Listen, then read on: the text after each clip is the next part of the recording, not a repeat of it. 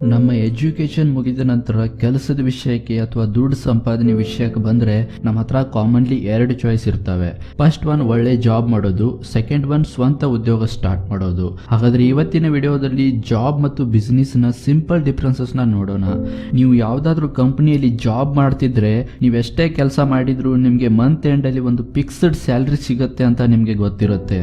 ನೀವು ಕೆಲಸ ಮಾಡೋ ಟೈಮಿಂಗ್ ಫಿಕ್ಸ್ ಇರುತ್ತೆ ಮತ್ತು ನೀವೇನ್ ಕೆಲಸ ಮಾಡ್ಬೇಕಂತಾನು ಹೇಳಿರ್ತಾರೆ. ಇನ್ನು ಬಿಸ್ನೆಸ್ ಬಗ್ಗೆ ಮಾತಾಡಿದ್ರೆ ನಿಮ್ಗೆ ಮಂತ್ಲಿ ಎಷ್ಟು ಹಣ ಸಿಗುತ್ತೆ ಅಂತ ಯಾವುದೇ ಫಿಕ್ಸ್ಡ್ ಅಮೌಂಟ್ ಗೊತ್ತಿರಲ್ಲ.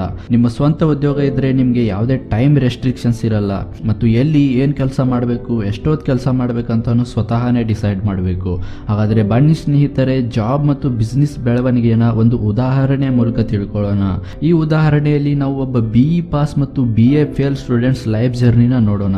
ಸುನಿಲ್ ತನ್ನ BE ಎಜುಕೇಶನ್ ಕಂಪ್ಲೀಟ್ ಮಾಡಿ ಒಂದು ದೊಡ್ಡ ಮಲ್ಟಿ ನ್ಯಾಷನಲ್ ಕಂಪನಿಯಲ್ಲಿ ಸೆಲೆಕ್ಟ್ ಆಗ್ತಾನೆ. ಅಲ್ಲಿ ಅವನಿಗೆ ತುಂಬಾ ಒಳ್ಳೆ ಸ್ಯಾಲರಿ ಸಿಗುತ್ತೆ. ಅದನ್ನ ನೋಡಿ ಅವ್ರ ಮನೆಯಲ್ಲಿ ಎಲ್ಲರೂ ಸಂತೋಷವಾಗಿರ್ತಾರೆ. ಮತ್ತೆ ಇನ್ನೊಂದ್ ಕಡೆ ಅವನ ಗೆಳೆಯ ಅನಿಲ್ BA ಫೇಲ್ ಆಗ್ತಾನೆ. ಅದ್ರ ಕಾರಣ ಅವ್ರ ಮನೆಯವರು ತುಂಬಾ ನಿರಾಶೆ ಆಗಿರ್ತಾರೆ. ಯಾಕಂದ್ರೆ ಅನಿಲ್ಗೆ ಓದುವ ಕಡೆ ಸ್ವಲ್ಪ ಕೂಡ ಇಂಟ್ರೆಸ್ಟ್ ಇದ್ದಿರ್ಲಿಲ್ಲ. ಅವನ ಇಂಟ್ರೆಸ್ಟ್ ಕೇವಲ ಬಿಸ್ನೆಸ್ ದಲ್ಲಿತ್ತು ಮತ್ತೆ ಅವನ ಹತ್ರ ತುಂಬಾ ಐಡಿಯಾಸ್ ಕೂಡ ಇದ್ದವು. ಆದ್ರೆ ಬಿಸ್ನೆಸ್ ಮಾಡುವುದಕ್ಕೆ 3 ಲಕ್ಷ ರೂಪಾಯಿದ ಅವಶ್ಯಕತೆ ಇತ್ತು. ಅದಕ್ಕೆ ಒಂದು ದಿನ ಅನಿಲ್ ತನ್ನ ತಂದೆಗೆ ಹೇಳಿ ಅವ್ರ ಅಂಕಲ್ ಕಡೆಯಿಂದ 3 ಲಕ್ಷ ರೂಪಾಯಿ ಸಾಲ ಮಾಡ್ತಾನೆ. ಮತ್ತೆ ಅದರಿಂದ ತನ್ನ ಬಟ್ಟೆ ಬಿಸ್ನೆಸ್ ನ ಸ್ಟಾರ್ಟ್ ಮಾಡ್ತಾನೆ. ಒಳ್ಳೆ ಸ್ಯಾಲರಿ ಇದ್ದ ಕಾರಣ ಸುನಿಲ್ ತನ್ನ ಕ್ರೆಡಿಟ್ ಕಾರ್ಡ್ ಯೂಸ್ ಮಾಡಿ ಒಂದು ಬೈಕ್ ಖರೀದಿ ಮಾಡ್ತಾನೆ.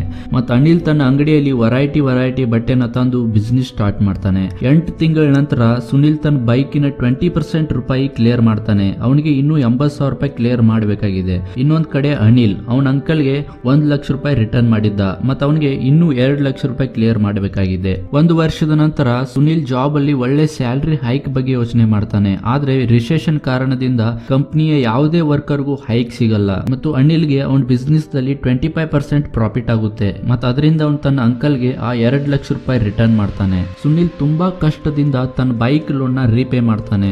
ಮತ್ತೆ 2 ಲಕ್ಷ ರೂಪಾಯಿ ಲೋನ್ ತಗೊಂಡು ಫರ್ನಿಚರ್, ಟಿವಿ, ಲ್ಯಾಪ್ಟಾಪ್ ಖರೀದಿ ಮಾಡ್ತಾನೆ. ಅದರಿಂದ ಎಲ್ಲರೂ ಸಂತೋಷವಾಗಿರ್ತಾರೆ. ಪ್ರಾಫಿಟ್ ಕಾರಣದಿಂದ ಅನಿಲ್ ಬೇರೆ ಊರಲ್ಲಿ ಮತ್ತೊಂದು ತನ್ನ ಬಟ್ಟೆ ಅಂಗಡಿನ ಸ್ಟಾರ್ಟ್ ಮಾಡ್ತಾನೆ. ಅದರಿಂದ ಅವನ ಇನ್ಕಮ್ ಡಬಲ್ ಆಗುತ್ತೆ. 2 ವರ್ಷದ ನಂತರ ಸುನಿಲ್ಗೆ 10% ಹೈಕ್ ಸಿಗುತ್ತೆ ಮತ್ತು ಅವನು ಕಾರ್ ಲೋನ್ ಮಾಡಿ ಒಂದು ಮಾರುತಿ ಸ್ವಿಫ್ಟ್ ಕಾರ್ನ ಖರೀದಿ ಮಾಡ್ತಾನೆ.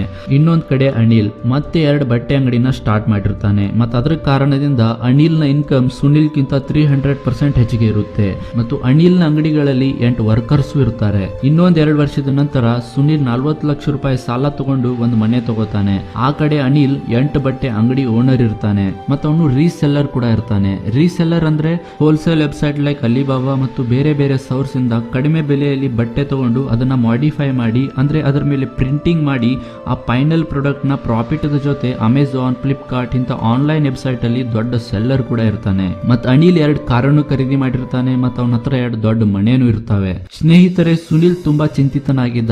ಯಾಕಂದ್ರೆ 5 ವರ್ಷದ ನಂತರ ಅನಿಲ್ 5 ಕೋಟಿ ರೂಪಾಯಿ ಓನರ್ ಇದ್ದ ಮತ್ತು ಅವನ ಮಂತ್ಲಿ ಇನ್ಕಮ್ 8 ಲಕ್ಷ ರೂಪಾಯಿ ಇತ್ತು ಮತ್ತು ಅವನ ಹತ್ರ 20 ಜನ ವರ್ಕರ್ಸ್ ಇದ್ರು. ಆ ಕಡೆ ಸುನಿಲ್ ನ ಮಂತ್ಲಿ ಇನ್ಕಮ್ 60,000 ರೂಪಾಯಿ ಇತ್ತು ಮತ್ತು ಅವನ ಮೇಲೆ 40 ಲಕ್ಷ ರೂಪಾಯಿ ಲೋನ್ ಕೂಡ ಇತ್ತು. ಫ್ರೆಂಡ್ಸ್, ಯಾವುದೇ ಒಬ್ಬ ಎವರೇಜ್ ಎಂಪ್ಲಾಯಿ ಸ್ಯಾಲರಿ ಪ್ರತಿ ವರ್ಷಕ್ಕೆ ಕೇವಲ 10% ಹೆಚ್ಚಿಗೆ ಆಗುತ್ತೆ ಅಥವಾ ಆಗಬಹುದು.